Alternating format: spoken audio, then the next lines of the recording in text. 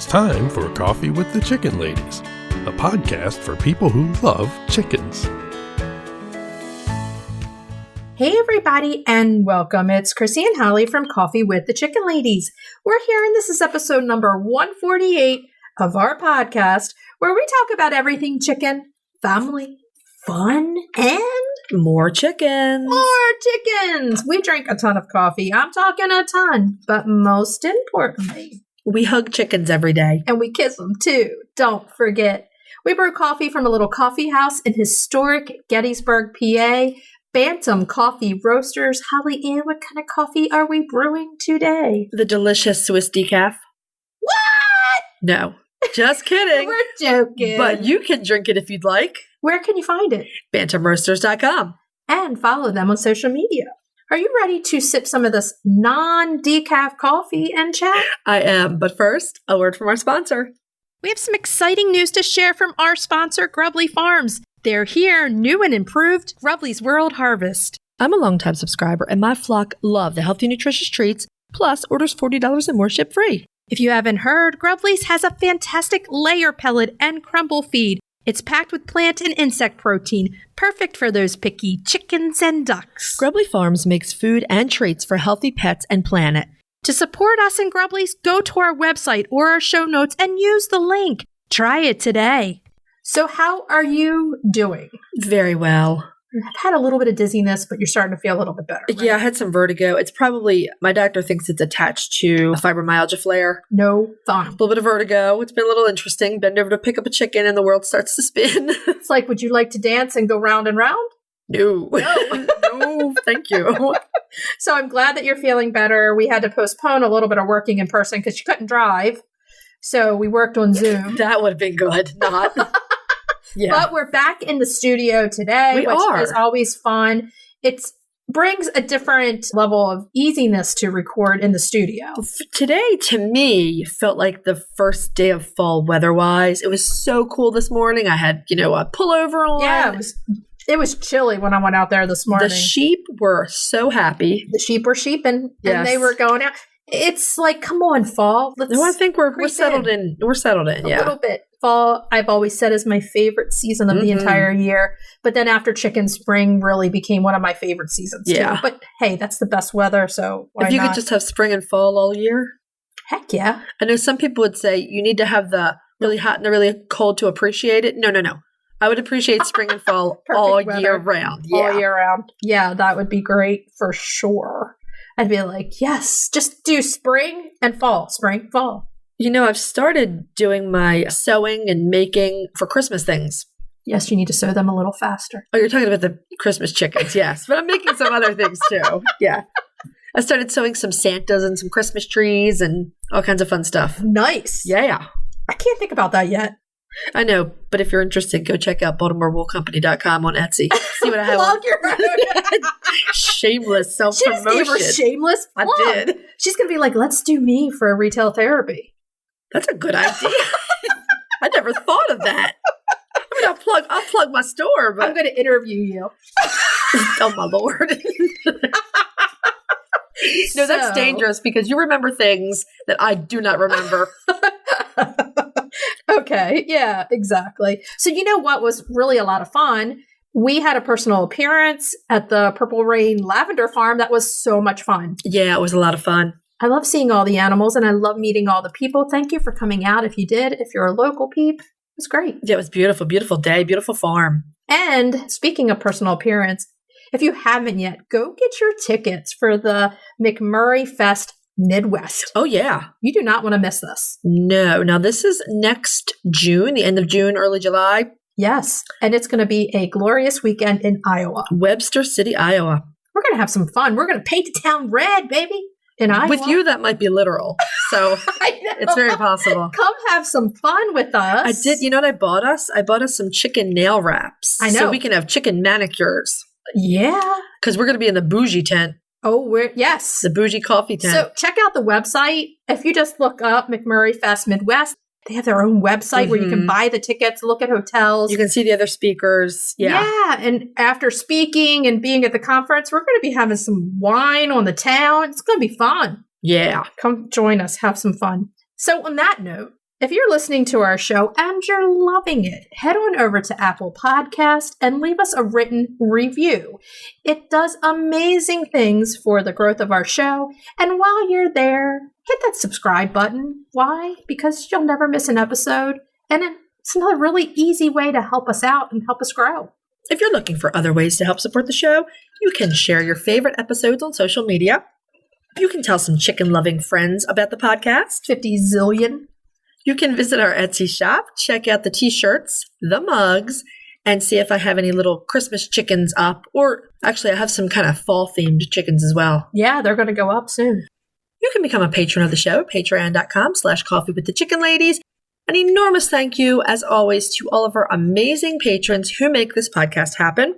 And the other thing you can do to help support the show is visit our show notes and our website, use our affiliate links and discount codes, and buy products from our sponsors. Yay! Hey, Chris. Yeah. Do you like subscription boxes? Does it have anything to do with chickens? Of course. Then yeah. Let me take a minute to tell you about the Chicken Love Box. If you love goodies for your chickens and you need to go to chickenlove.com. I love the Mega Box. Tons of useful products for my flock and a chicken tea for me. You can't go wrong with a chicken tea. They are so cute and so soft.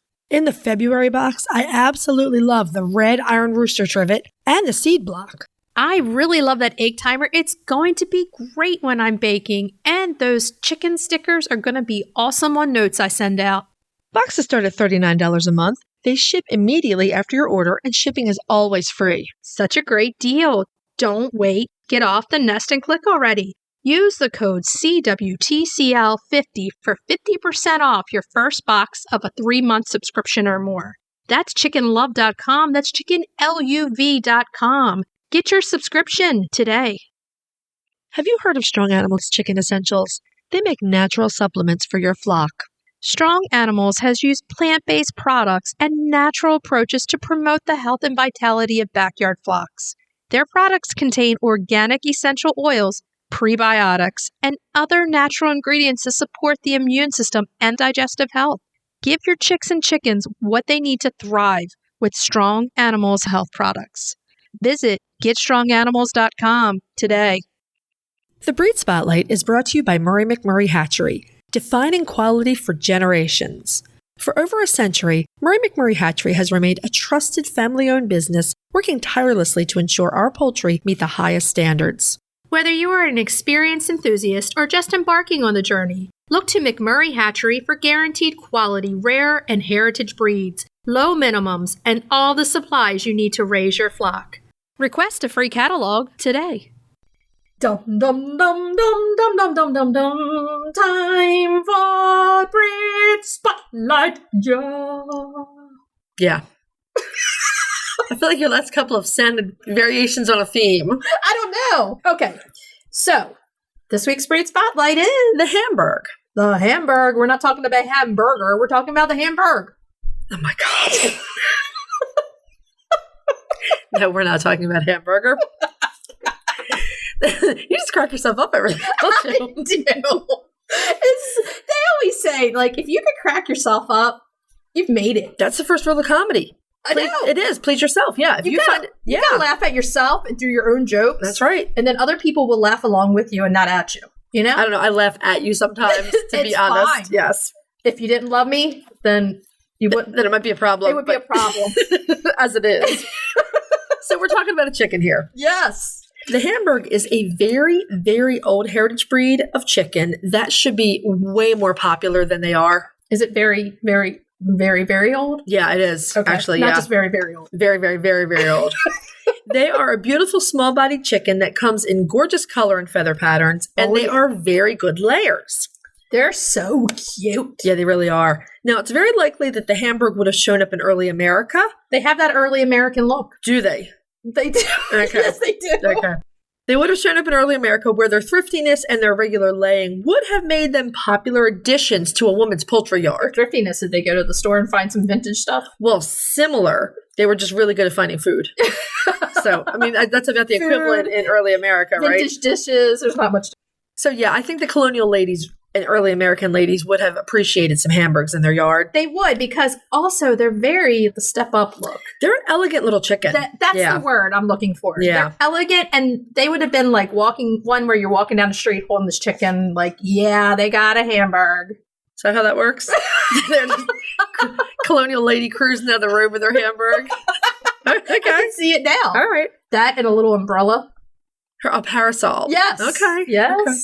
Well, all 6 varieties of the Hamburg appeared in the first printing of the American Poultry Association Standard of Perfection in 1874 in the Continental class. Because they're very, very, very old. They are. The current Standard of Perfection notes the Hamburgs, even though they're listed as a continental breed, they owe much of their beautiful form to English breeders. That's absolutely true. Yeah.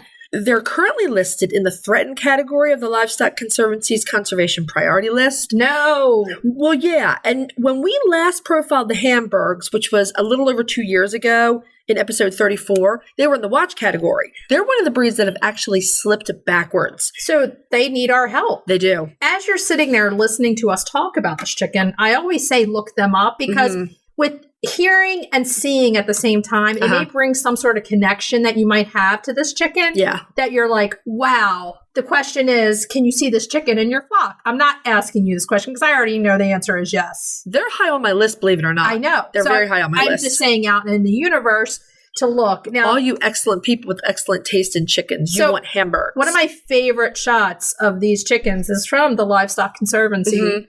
They have the boy and girl couple. Oh, the rooster and the little pullet? Yeah. Oh my God, they're cute. And those are silver spangled. So I love those. Yeah, me too. It's a silvery white background with black spangles. Beautiful, beautiful chickens. That's the thing. Like when we say these chickens need help, we absolutely mean they really do need help. Yeah. So look at them and see if this chicken is striking to you or strikes something in you that's like, I need that chicken, because they may, and get them. Yeah, they're lovely chickens. Now, Hamburgs are believed to have come from the Netherlands sometime around 1300, but they've been popular in England for several hundred years as well. It was the Right Reverend Edmund Dixon who proposed the name Hamburg for them. Exactly. Now, they are definitely Dutch chickens. I mean, that was their origin. But the penciled varieties were exported through the port of Hamburg, Germany. Right. And that led to Dixon fastening that name to them. It's kind of a tricky kind of. It kind of is, yeah. But prior to that, they were confusingly known by all sorts of regional names, like several other old small breeds of chicken. They were once known as pheasant fowl. Yorkshire pheasant fowl. Or Yorkshire pheasant fowl. I said it the American way. Silver pheasant fowl. And Moonies. You go from pheasant fowl to Moonies. I'm not sure what Mooney means. It probably has a regional meaning. Anyway. I love it. I want a Moonie. I can't even. Another common name for them in England was the Dutch everlasting layer. And this is because they laid well into old age. It's a very long name. Okay. Just call them a DEL. Give them an acronym. It's on the DL, man. Everlasting. This always happens when we record on Zoom for a while and then we get together. You can't control your giddiness. I can't control my jokes at that point. The mom jokes just keep coming out. They really do. But yeah, I mean, everlasting layer, that's another story. I love it. It's like everlasting love almost. Kind of is, yeah. Yeah. Now, some of the early poultry writers believe that the Hamburgs are related to small birds that originally came from Turkey. Okay. And this is very possible. There may be a common ancestor from the area around Turkey that later developed into a bunch of regional breeds that include the Hamburg, the Sicilian Buttercup, the beautiful Egyptian Fayoumi, or perhaps the Campine. Yeah. I mean, look at them all side by side. Yeah. They're very similar in a lot of ways. They are, and they're all little, you know. They're like, little. They're little itty bitty. They usually have blue or green legs. So L. Frank Baum, who was the writer of The Wizard of Oz. One of my all-time favorite movies. How about you guys? I'm sure everyone's saying yes. And the book. Frank Baum wrote his only nonfiction work on the Hamburg chicken. I remember this. We talked about this last time we did the Great Spotlight, and I remember, we talked. That's kind of cool. He published it in 1886. So you actually can buy a reprint of it on Amazon. That's pretty cool. If you want it for your library. Now, we think they were present earlier than this. There's a good chance that the Hamburgs had arrived in the U.S. by the mid-1850s at the latest. And again, we're pretty sure they were here a little earlier than that. Yeah, and they were extremely popular, let me tell you, in that show category. Yeah, well, they're beautiful. All 6 varieties were in the original printing of the Standard of Perfection. That shows that they definitely had a lot of interest. Again, they were reliable layers. But by the 1890s, they started to lose ground to the Leghorn and the larger dual-purpose Rhode Island Red. It's kind of sad because they kind of remind me of the Leghorn a little bit, tiny bit. Well, they have a lot of things in common. All these little chickens that were there, it's like somehow industrialism, we talk about this all the time, it just came in and everybody wanted to be big city, forget the backyard flocks. I want to be able to go to the grocery store and buy my eggs. And that's how all these little chickens get forgotten. Right. And I feel like a broken record, but I hate that part of it. Well, you know what? Not even necessarily from the grocery store, but let's think about your grandfather. Remember, he was known as the Eggman of Little Italy in Baltimore City. Which Little Italy in Baltimore is like pretty well known. Right. And we talked about that last week. But what that tells me is that there was definitely a demand for eggs, and people had gotten to the point where if they were living in the city, they just wanted to pop out when the Eggman went by and buy it from him. Right. But still, at that point, it was still fresh from a farm. Right. It's true. And then at some point, we move on to that's kind of lost. And then we want to be able to walk in the grocery store. Post-Second World War is when you hit that. Right. Yeah. And then these little chickens that are so, they have so much character. They have so much, their looks are beautiful. They have all these different personality traits. They're forgotten about. Tell us about their appearance, because they're gorgeous. Let's look at their appearance. Like I said, they're really cute. Mm-hmm.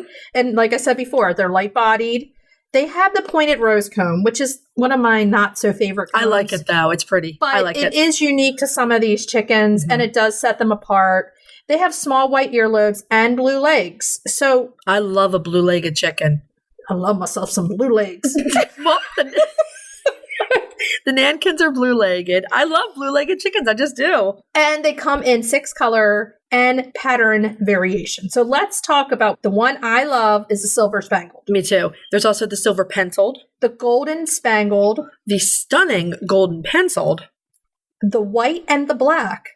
Kind of like the red and the blue movies.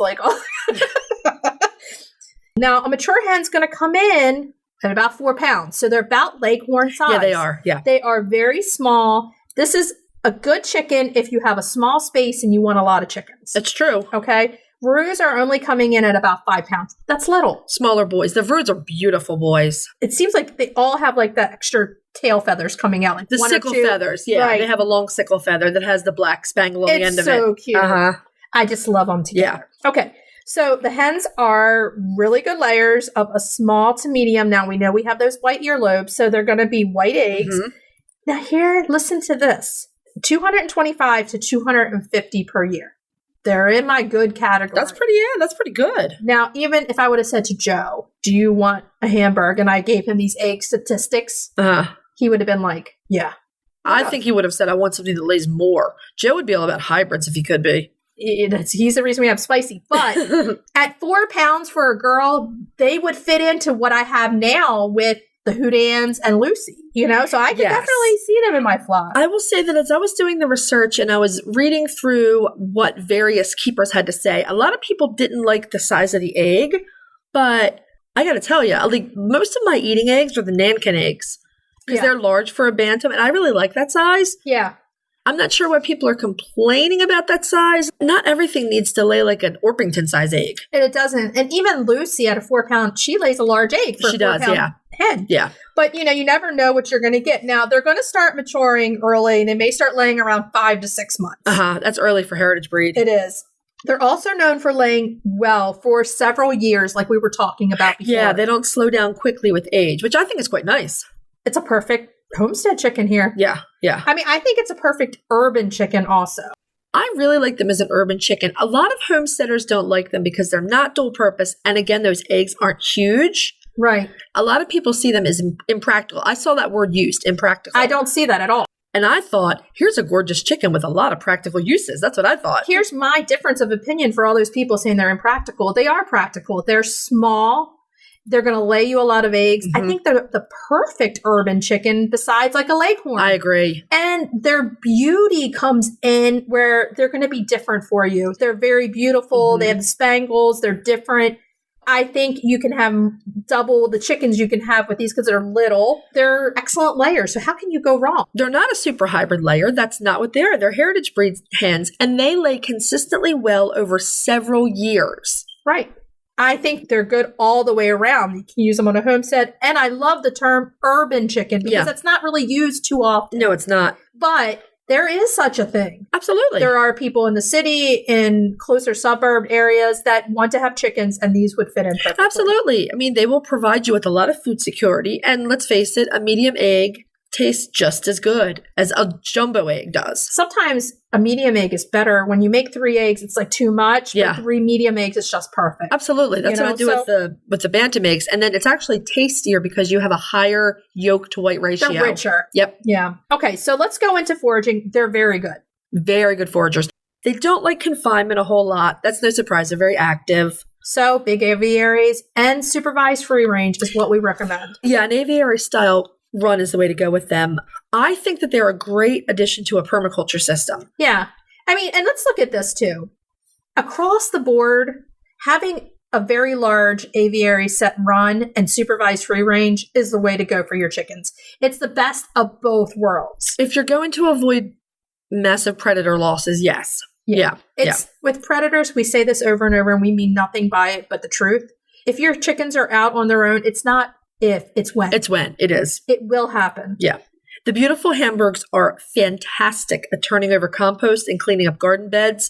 They're very active. It's really funny to watch them because they almost look like they're working in double time. Yeah. Quick little things. Little and quick. They have a reputation for evading predators. We wouldn't take that chance, especially on the light-colored ones. That is part of their makeup. They're known as predator savvy as a bird can be. That's white. Right.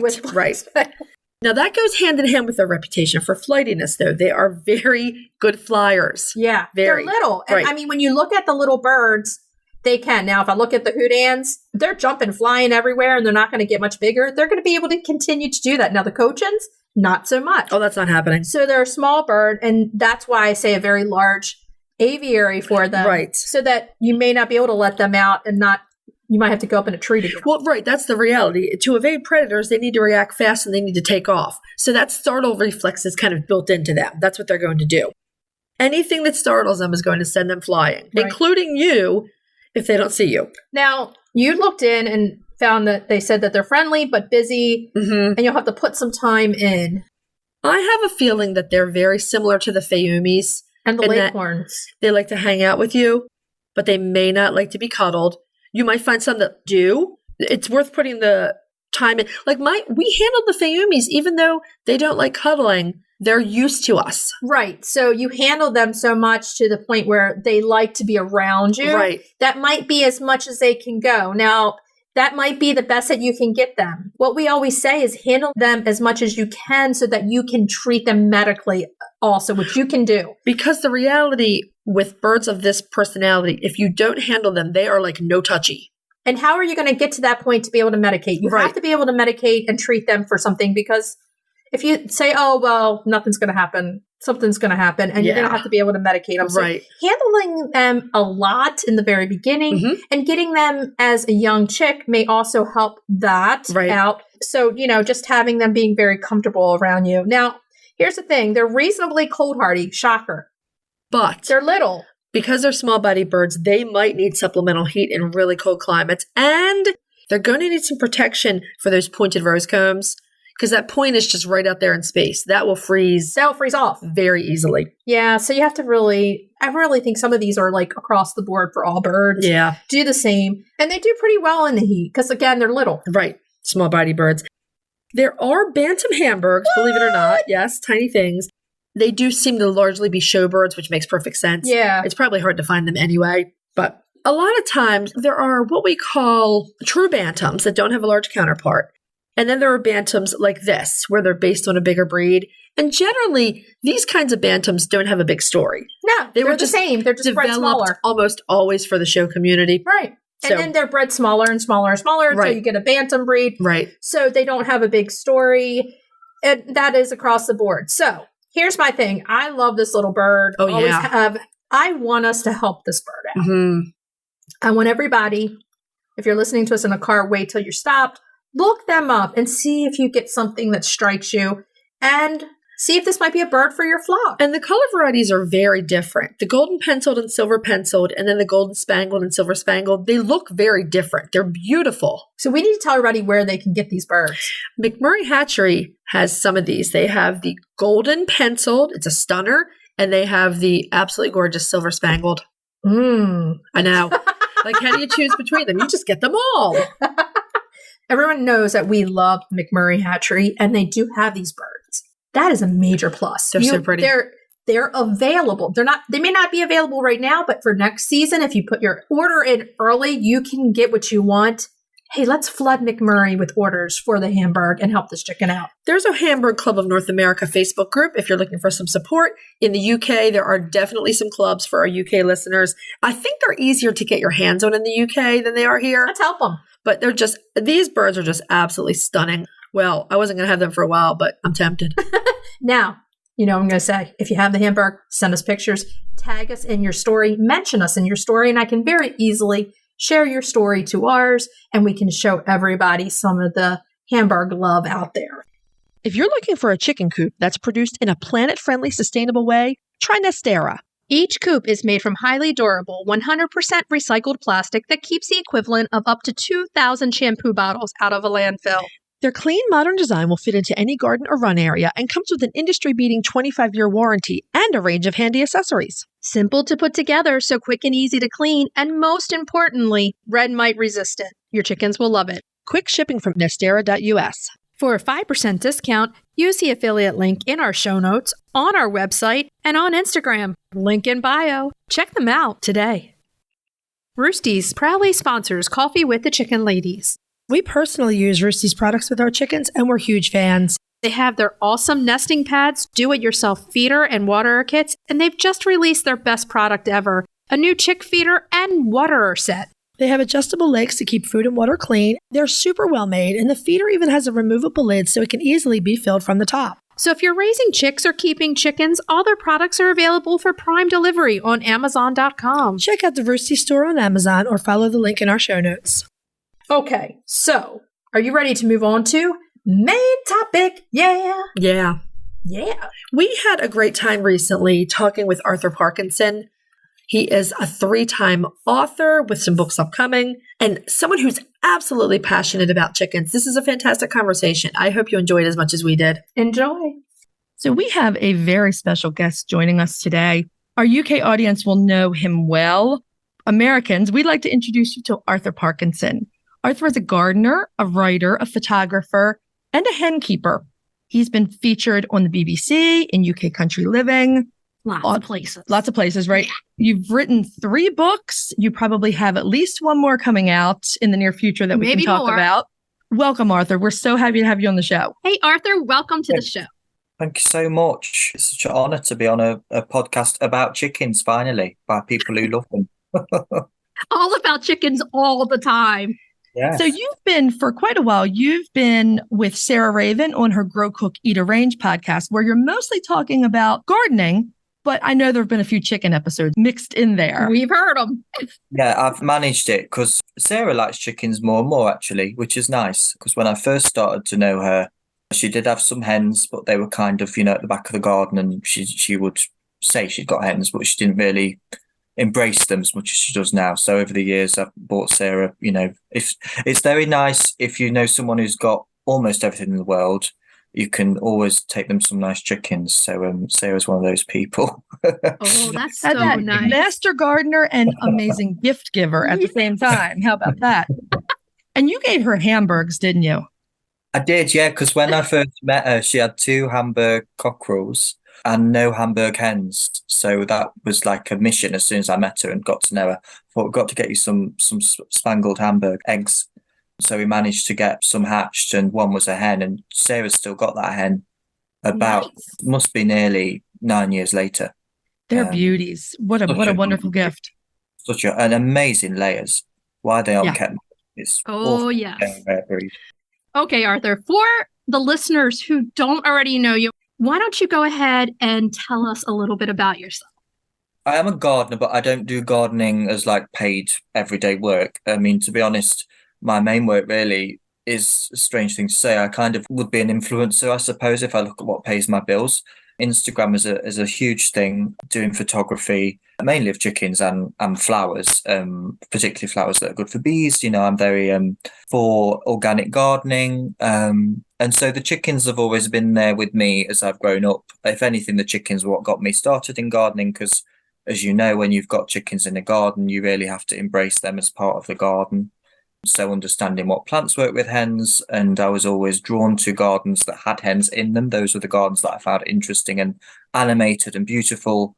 I like gardens to feel almost like they're farmyards in some circumstances. I don't just want mowed lawns and formal gardens. I like kind of the opening that I'm sure a lot of people have watched to Pride and Prejudice with Keira Knightley when she's walking through washing and there's chickens all around her up to the door.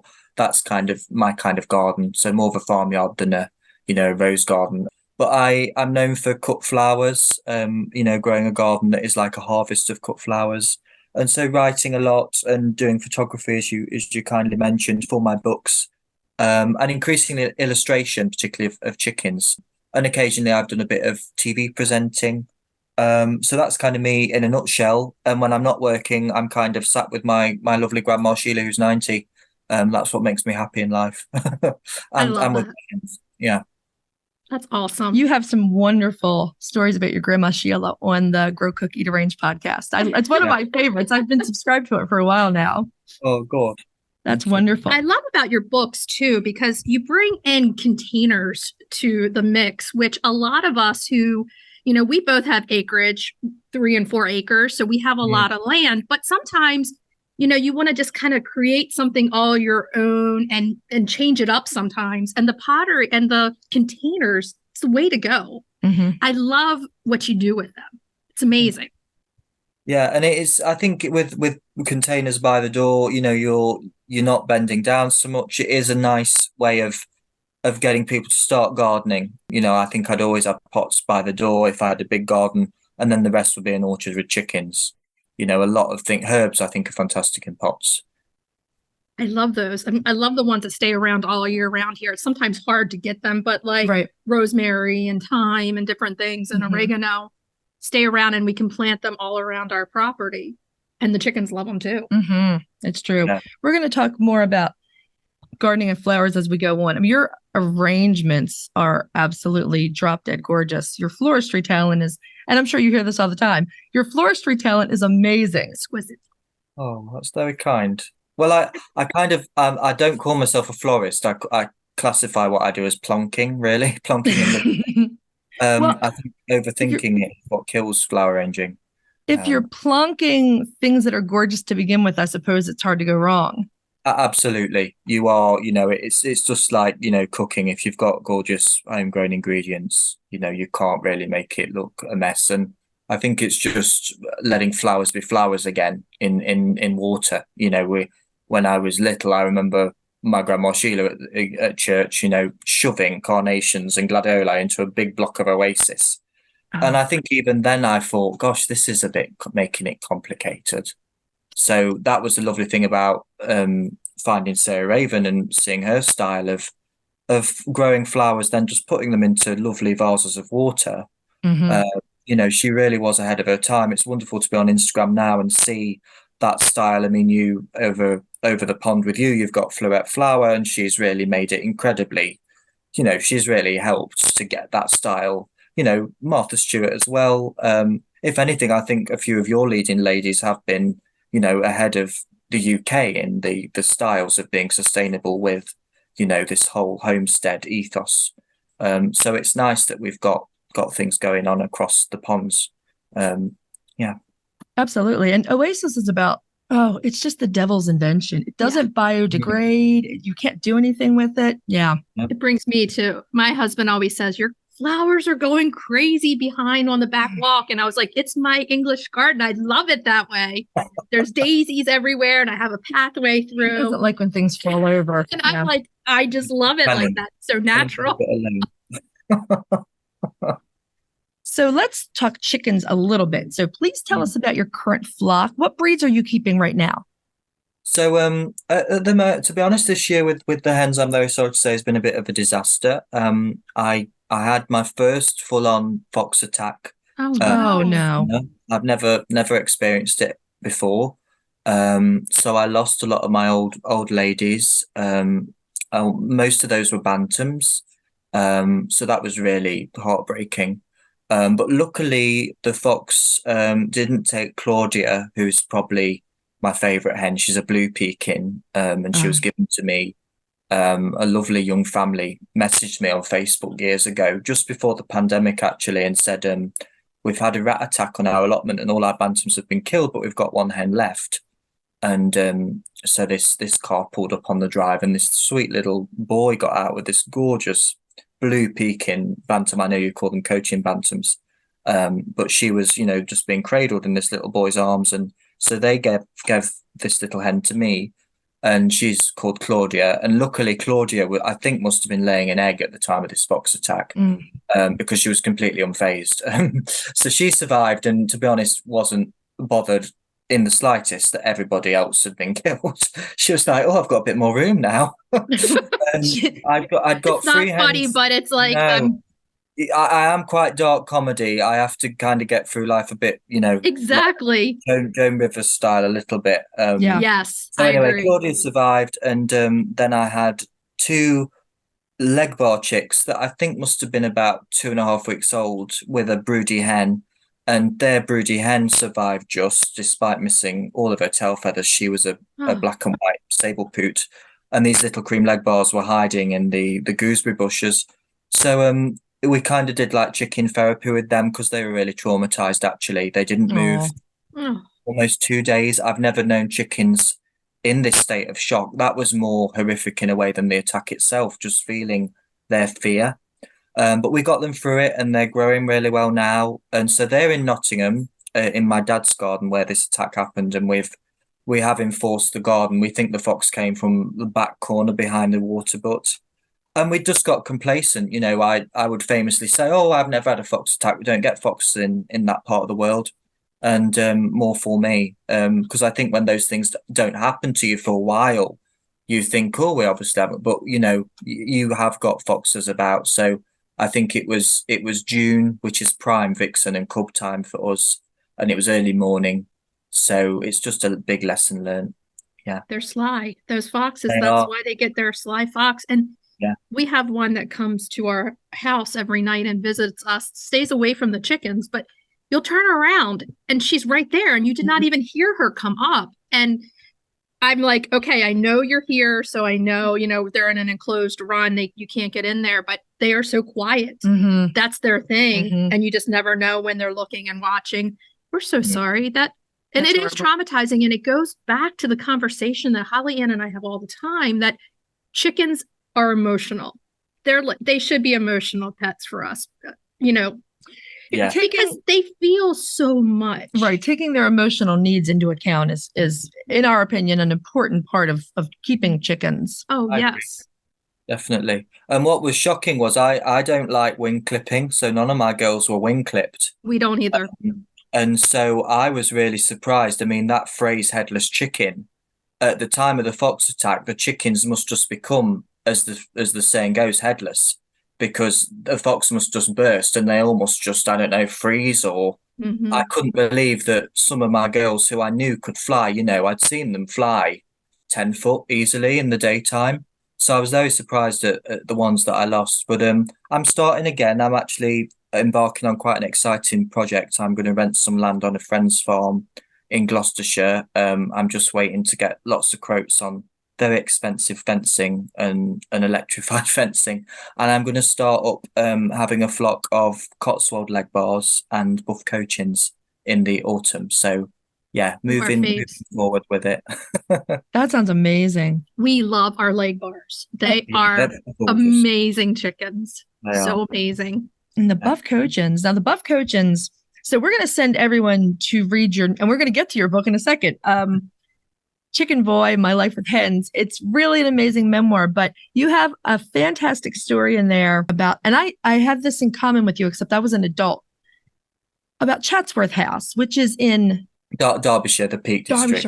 Derbyshire. So kind of like Midlands for Middle England, Peak District. Yeah. And it's beautiful territory. But my sister and I visited there after we graduated from college, before we started graduate school. And I had just gotten married, so I wasn't on that trip. Married, that's right. Oh. You were off on your honeymoon in Aruba at the time, I think. Oh, so we went to Chatsworth House, and because we are farm girls, we grew up on a small farm, we wandered all around the property, and we found the produce garden, and there was a flock of Buff Cochins loose, wandering about the people, and we fell in love. So I know our listeners have heard me say a million times, that's why I got Cochins. But you have an even better story about Chatsworth House. Well, similar to you, only a little boy. I too became enthralled with Chatsworth because, to let your listeners know, what's interesting is I took someone who was American to Chatsworth, and he was overwhelmed because there's not many places in America where you can walk and you're just coming across livestock, cows and sheep, and it is in the most gorgeous English countryside. Picturesque setting, this valley. And then for those of you that maybe know Buckingham Palace, if you imagine a more beautiful, even more gorgeous version of that, but within a gorgeous valley with trees behind it and greenery, that is what Chatsworth looks like. We call it Palace of the Peaks, because it is a ducal palace. And Debo, as the 11th Duchess of Devonshire, she was the youngest Mitford sister. There's been so much written about those sisters. What's incredible is chickens are actually at the heart of the Mitford story. They all had favourite chickens. Pamela Mitford, she was responsible for importing the first Appenzeller Spitzerben eggs into England. Yeah. That's awesome. That's right. Another one of our favorite chickens. Love those chickens. So the first ones of those in terms of eggs were hatched actually at Chatsworth. Pamela gave Demo the eggs, and they went into the Duchess's incubator, and so they were hatched there. And then Pamela was kind of like the flag lady for that breed and got them really established in the UK. But Debo, as Duchess of Devonshire, she set up one of the first, if not the first, farm shops in the UK, which are now so glitzy, and everybody just wants a farm shop. But she did the first one. And as part of that, she wanted her own eggs. So she had her own laying flock of chickens, Welsummers and Leghorns, but also the typical brown Rhode Island red hybrids. But what made her so different was instead of just having them, on one of the farms or out the way, she thought, well, why don't we have them running around the car park? I mean, this was probably mid-80s that this started. I don't think you could do it now simply because of the way people are with their dogs out of control all the time. But you literally would have 300 chickens in a very big car park next to one of the most gorgeous stately homes of England. It was incredible. And these chickens also roosted in a listed building, which was the game larder, which was a hexagonal shaped larder with zinc punctured windows, which was perfect actually because it allowed the ventilation through the birds as they were roosting. And this game larder had a mosaic floor that was covered over with shavings. And as a little boy, that was kind of like my Shangri-La of chicken fancying. And I learned a lot visually from how these chickens were being kept, lovely galvanized feeders on breeze blocks. It's simple things like that, isn't it, that you pick up before you start to keep your own chickens. And so I started to write to the Duchess, and I didn't know who she was really. I just thought she was the woman who kept the lovely chickens. And so we wrote to each other just about the chickens for a good, 10 years. And she would always reply and was so courteous and lovely. But the Buff Cochins were the only breed that she would allow in the formal gardens, and they were allowed to go wherever they wanted. And they really became iconic of her time as Duchess of Devonshire. They're quite a majestic chicken. They are. I mean, they're brilliant. When you see a bunch of them together, it's just those feathery legs and just their body fluff. They're just gorgeous things. Are they the first chickens you saw there? What did you see in the car park? The layers, so just the brown typical laying hens, nothing fancy. I'd already got used to those chickens because despite coming from a town city environment, everyone on the allotments would have those, the layers. So as a little boy, they were the ones I fell in love with, the expatriate birds.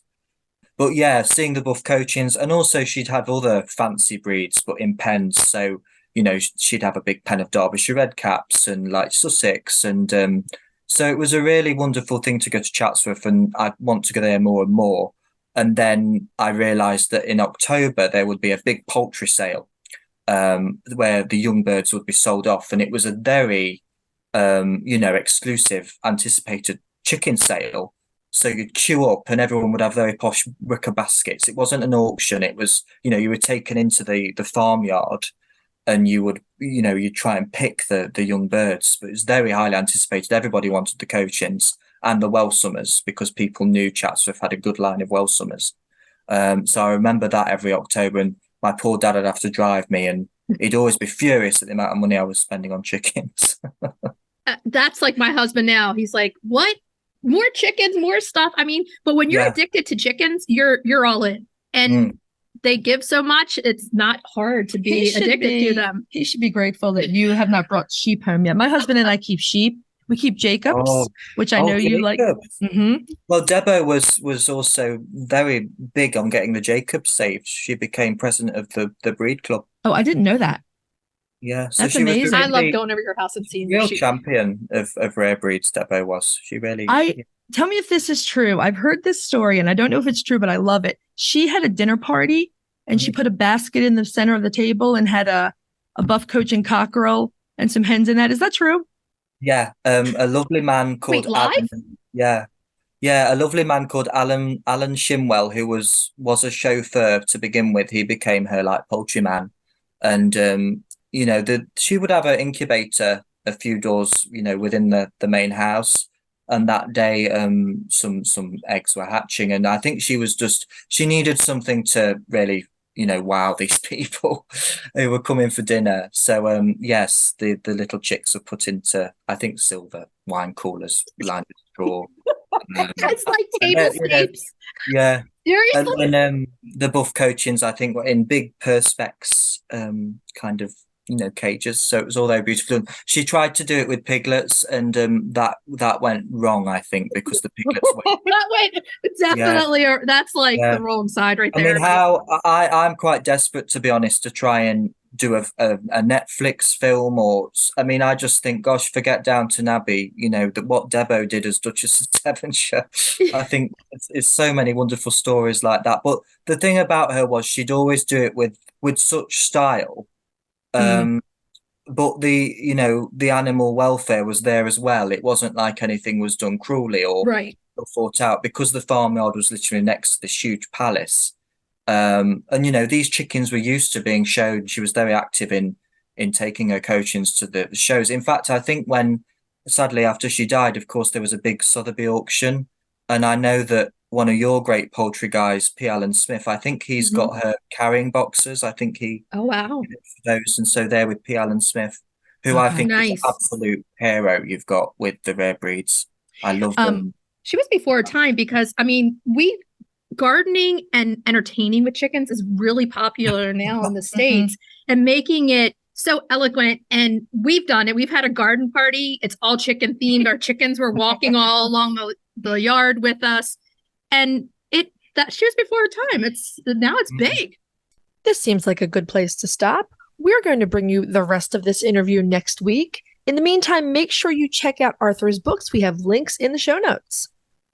Okay, so let's move on to cracking the eggs. Cracking those eggs. Now, this week's cracking the eggs, we're feeling September apple-y. Our recipe is apple ginger snack cake. This is an easy to make, really, really great fall recipe. And I decided to put in one of my favorite things, and that's crystallized ginger. You love yourself some ginger. I do. So there's crystallized ginger and regular dried ginger in the topping.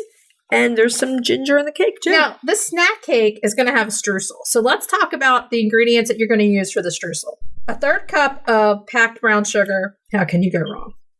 Half a teaspoon of ground ginger, as Holly Ann says, one of her favorites. A teaspoon of ground cinnamon. A quarter to a half a cup chopped crystallized ginger. 3 tablespoons of all-purpose flour or gluten-free flour. A quarter cup or a half stick of butter or dairy-free butter.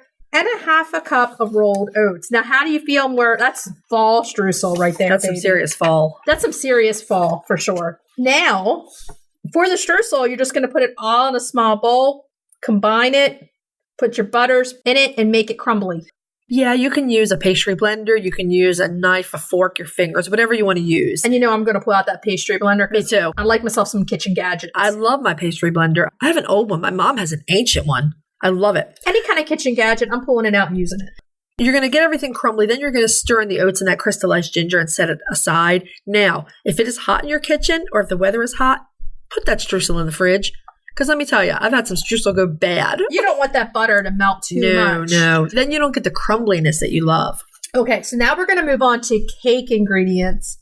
This is a good cake to talk to your bestie about chickens, take to a party. I sound like a broken record, but we like easy, good show recipes. Easy and delicious. And show very well. You're going to get some credit for making these, but it's easy. So let's go over the ingredients for the cake. It's 2.5 cups of all-purpose flour. Or all-purpose gluten-free flour. Exactly. A quarter teaspoon of ground ginger. Once again, more ginger. Half a teaspoon ground cinnamon. A quarter teaspoon fresh ground nutmeg. I like shaving mine on the grater. Yeah, if you don't have the grater, don't worry. You can use regular stuff from the jar. We're just nutmeg snobs. We are. 3/4 of a teaspoon of baking powder and 3/4 of a teaspoon of baking soda. We want some double rise in this cake. A half a teaspoon of salt. 6 tablespoons of butter or dairy-free butter at room temperature. A half a cup packed brown sugar, a half a cup of granulated regular sugar, a tablespoon of pure vanilla extract. We use that Mexican vanilla. 3 eggs. Yay, there's the eggs. 1.25 cup of buttermilk. You can make your own. We've had the recipe out there before. And the all-important 2 tart apples. Peeled, cored, and diced. You can use Granny Smith. They're really good, the green ones. Yeah, there are a lot of tart ones that you can use. Or one that's sweet tart, but you don't want one that's like cloyingly sweet. Because then your cake will be very sweet. Yeah. Okay, so Holly's going to tell us what we're going to do next. You're going to heat your oven to 350. You're going to butter either a 10-inch round dish, which is a size that I have and love, or a 9x13 glass baking dish because it makes a bigger cake. Yeah. I like the 10-inch round because you can cut it in like pie-shaped wedges. Yeah. In a medium-sized bowl, you're going to sift together the flour, the ginger, cinnamon, nutmeg, baking powder, baking soda, and a pinch of salt. Pinch. In a large mixing bowl, you're going to cream the butter and sugars together with an electric mixer until light and fluffy. You can add the vanilla and then add the eggs one at a time, beating each one in completely and scraping in the sides of the bowl before you add the next. I want to add in a little tip here. Okay. Because I just recently started doing this because it's something that happened to me. Okay. So I sometimes will just hit my egg on the side of the bowl and add it in. Yeah. Right. And I actually got some shell in my batter. So now I start to use a little ramekin. Yeah. And put my egg in the ramekin first and then pour it. That's groundbreaking. In other words, I've been doing this for years. Well, I didn't really do it for years, but I like doing it that way now. You save yourself from trying to pitch out the eggshells. I will tell you the other reason that I always break it into a bowl or a ramekin. Make sure your egg, if you get a bad egg, you will ruin your whole cake batter. Yeah, I usually make sure they don't float. I do that too, but every now and again, I just don't want to take that chance. So yeah, it's just something that I started doing too. Yeah, so, it works well. Okay, so you've gotten your eggs beaten in. In 3 or 4 additions, depending how you want to do this, you're going to add the flour and the buttermilk. So addition of the flour, beat it in, buttermilk, beat it in, flour again, until the batter is just blended. Try not to overmix it. You're going to gently fold in those delicious chopped apples. Pour the batter into the pan, sprinkle with the streusel. And this is going to bake for about 45 minutes or until the top is firm to the touch, is set, and a tester comes out clean. And then take it to your party. Have it for dessert. This would be good with a little bit of vanilla ice cream on the side. I was just thinking the same thing. This one would be good with vanilla ice cream. Or homemade whipped cream. Yeah. Any of those things on it at night when you're looking for something a little sweet after dinner and you're like, oh, it's not too bad. So this would be great for those things. Oh, yeah. The smell, when this is baking, the smell is amazing. Yeah, try it. You might like it. Send us pictures of your cake. We want to see it. You ready to move on to retail therapy? Retail therapy. Yeah. This week's retail therapy, we're keeping it simple because we're coming into fall very quickly. Right. We're making that apple cake while we're getting cinnamon rolls smelling in the kitchen. We need to be outside. What? Where did the cinnamon rolls come from? Fall and cinnamon rolls just go hand in hand to me. So once you've made your cake, what are you going to do? You're going to go outside and oh my God.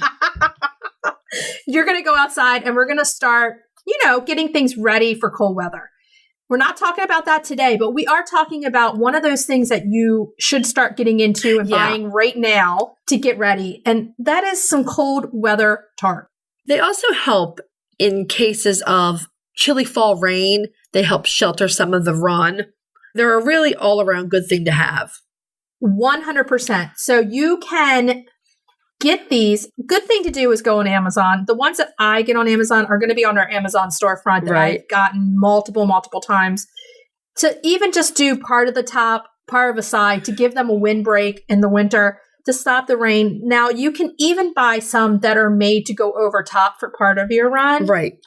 And there's lots of different places where you can go. Number one is Amazon. Yeah. Now your favorite, I like your favorite because it is heavy duty plastic, but it's clear. Mm-hmm. So it lets sunshine in, but it blocks wind. And also because it has really nice grommets on it for tying it in place. Right. So you go through and then you have those little elastic with the ball on them and you put it through the grommet. That sounded kind of funny, but that's what it is. Okay. And then you can put it through your fencing and put it around. Fasten it that way, yeah. And you can fasten it. And, the thing I like about those is they are made for a greenhouse. So they bring heat in for the winter and they're clear. So they can kind of see a little bit out and light can come in. Right. That's the one thing I like about clear. And that's the one thing I would recommend is try to get clear if you can. Yeah. Those greenhouse tarps or greenhouse style tarps are really the way to go. I love that you still get some of that sunshine coming in. And your hens do need some sun. They still need sun. So that way, if you just do part of it, they can still get the sunlight through there. It also will help warm up the inside a little bit more. Yes. If you can't, there are heavy duty tarps out there that are the green or blue or whatever. Do what you can. You know me well, so you're probably going to laugh at this, but we have some really nice tarps set up for wind block and their camouflage. So see, even Holly, it doesn't matter. You just get, Well, Pete bought the best ones he could, that were going to last the longest. Well, that's what Pete does. He buys the best of everything. So, if it's a print and you put it on part of it, it's a print. My camouflage. It's just a print. It's a print. That's like the girly way of saying it. It's a print. It's a print. We've got a fancy print on our. There's so many different things. And the price range is huge. So what's the average of what you usually pay for yours? I usually pay $30-something. Like 35 to 40 or something? Something like that for one. And, like I said, if you have a bigger run and you can't afford to do the entire run, that's fine. What you can do is make a wind block in a corner. Yeah, corner is great. So that they can get in the corner and have it from both sides. Get a break from the wind. And that's exactly, we're not trying to keep a temperature at 60 degrees when it's 20 degrees outside. No. We're trying to block wind. Right. I think of last December where that wicked wind chill was in the 20s. And they were inside at that point. So what we're trying to do is block wind from coming through and giving them that break. Yeah. And if you get the clear greenhouse ones, you can raise the temperature a little bit in there, but it's not going to do anything. Right. If you do the entire run, here's my other thing. You have to make sure you have ventilation. So wrapping the entire run, just be careful. Yeah, you probably don't need to do that. No. Okay. So check them out. Different places. And I usually, if you Google tarps for covering chicken runs, all the places will come up. Yeah. See what you can get. We have the ones we used on our Amazon storefront. So if you want to check the link to that in the show notes, you can take a look at those. Okay. So should we tell everybody what we're going to be talking about next week? Next week, we are spotlighting another Mediterranean superstar, the Ancona. Oh, yeah. Main topic, it's the second half of our really fantastic interview with Arthur Parkinson. So much fun. Cracking the eggs. Breakfast egg rolls. And also an appetizer. And retail therapy, we're going to do some DIY stuff. We're going to talk about DIY palette projects. Because we like to recycle and reuse. Yes, we do. Okay, so what should we tell everybody to do until next week? Hug your chickens. Every day and kiss them too. We'll talk to you next week. Bye-bye. Bye. If you'd like to see more of us, please follow us on Instagram at Coffee with the Chicken Ladies. If you'd like to help us grow the podcast, please leave us a written review on Apple Podcasts. If you'd like to become a patron of the show, please visit our Patreon page, patreon.com/coffeewiththechickenladies. Thanks for listening.